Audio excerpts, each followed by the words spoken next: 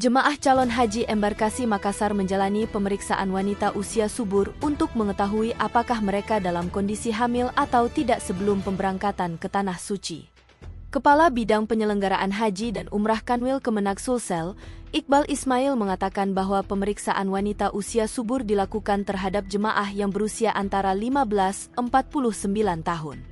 Ia menjelaskan bahwa berdasarkan Permenkes nomor 15 tahun 2016 tentang istithaah kesehatan jemaah haji bahwa wanita hamil yang diprediksi usia kehamilannya pada saat keberangkatan kurang dari 14 minggu atau lebih dari 26 minggu ditetapkan tidak memenuhi kemampuan ibadah haji aspek kesehatan, istithaah. Bila masih muda kandungannya dikhawatirkan keguguran, begitu pula bila sudah tua dikhawatirkan melahirkan di pesawat, maka itu kami tidak berangkatkan. Ungkapnya, Senin 5 Mei.